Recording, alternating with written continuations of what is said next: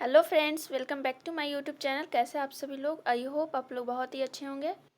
इस सेशन में मैं लेके आकर आई हूँ वन लाइनर क्वेश्चन का सेट, जो कि एएनएम एग्जाम के लिए मोस्ट इंपॉर्टेंट है। तो आप लोग लास्ट तक बने रहिएगा। सेशन यहाँ पे स्टार्ट करते हैं और देखते हैं फर्स्ट क्वेश्चन क्या दिया गया। प्रसव में सबसे महत्वपूर्ण श्रोणी मतलब पेल्विस का व्यास कौन सा है? तो कौन सा हो जाएगा राइट आंसर यहाँ पे? तो श्रोणी जो मतलब सबसे बेस्ट महत्वपूर्ण श्रोणी व्यास जो होता है उसको क्या बोलते हैं? प्रसव मार्ग जिसको ऑब्स्टेटिक कंजुगेट क्या बोलते हैं? ऑब्स्टेटिक कंजुगेट राइट आंसर हो जाएगा ऑब्स्टेटिक कंजुगेट। नेक्स्ट है गर्भवती महिला में टीटी का पहला डोज कब दिया जाता है?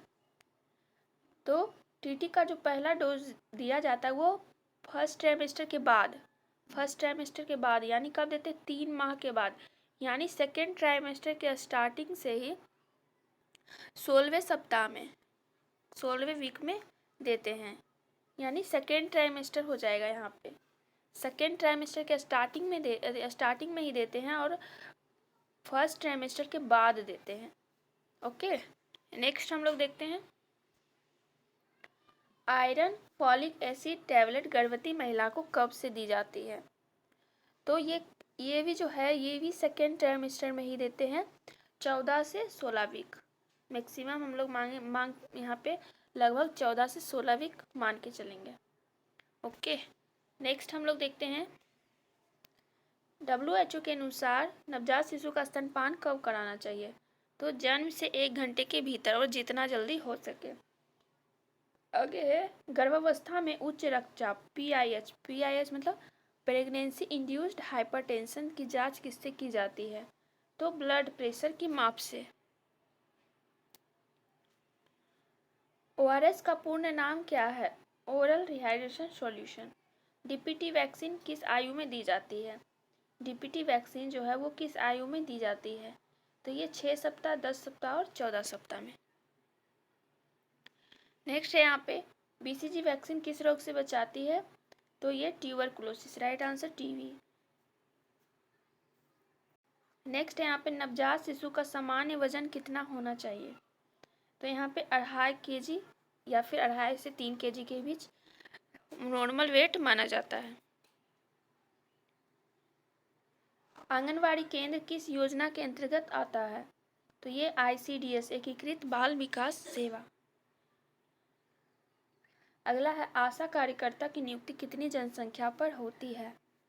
तो एक आशा जो होती है वो 1000 जनसंख्या पर इसकी नियुक्ति की जाती है। HBNC मतलब होम बेस्ड न्यूबॉर्न केयर कितने दिनों तक दिया जाता है? ये HBNC जो होता है ये आशा के द्वारा होम विजिट प्रोवाइड किया जाता है। इसमें 42 दिनों तक जो है वो home based newborn care provide किया जाता है।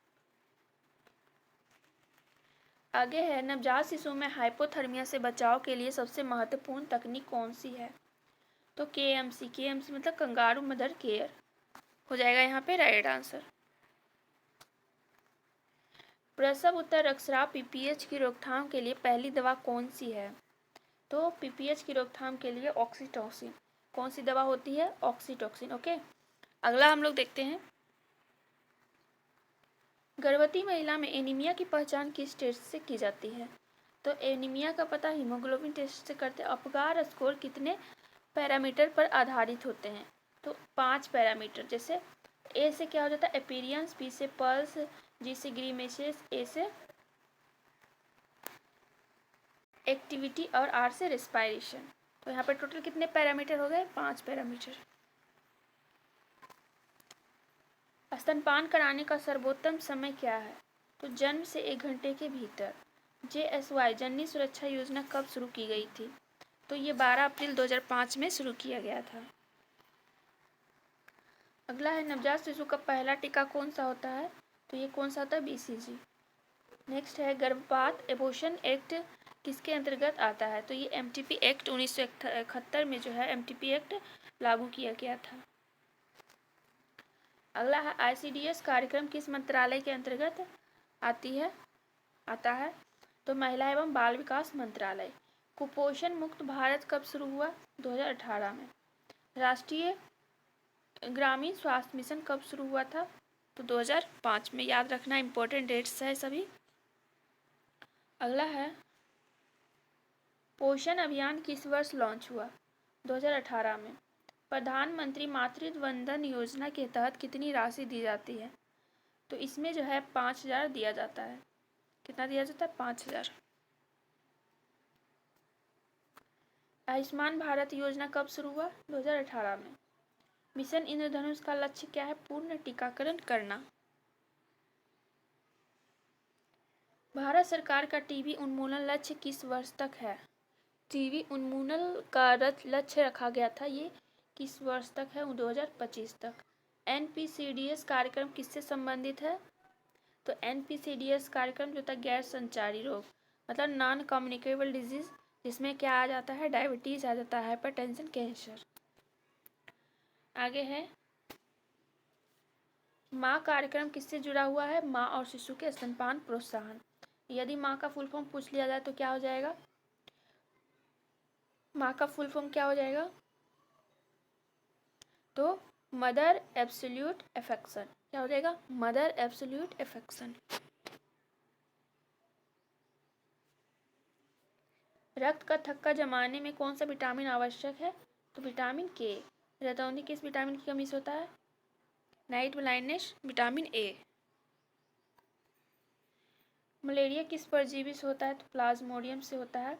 इंसुलिन किस ग्रंथि से स्रावित होता है? तो इंसुलिन जो होता है ये बीटा सेल से, पेनक्रियाज के बीटा सेल से सिक्रेशन होता है, स्रावित होता है, तो पेनक्रियाज हो जाएगा। और ट्यूबरकुलोसिस का कारक जीवाणु कौन सा है?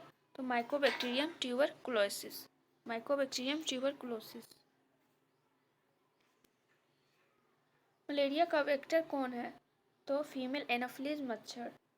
स्मॉल पॉक्स का वैक्सीन किसने खोजा था? एडवर्ड जेनर ने।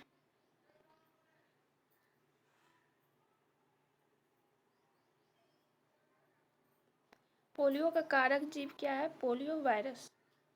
एचआईवी का पूरा नाम human immuno deficiency virus, human immuno deficiency virus हो जाएगा। एचबीवी कौन सा रोग है? तो एचबीवी मतलब हेपेटाइटिस बी वायरस। क्या हो जाएगा? Hepatitis B virus. तो हम लोग ने यहाँ पे कंप्लीट कर लिए कितने? 14 क्वेश्चन। इस सेशन में हम लोग कितने? 14 क्वेश्चन कवर कर लिए हैं। तो आई होप आप लोग को ये सेशन अच्छा लगा होगा। और आप लोग हमारे चैनल पे फर्स्ट बार विजिट किए तो चैनल को सब्सक्राइब जरूर कीजिएगा। Thanks for watching.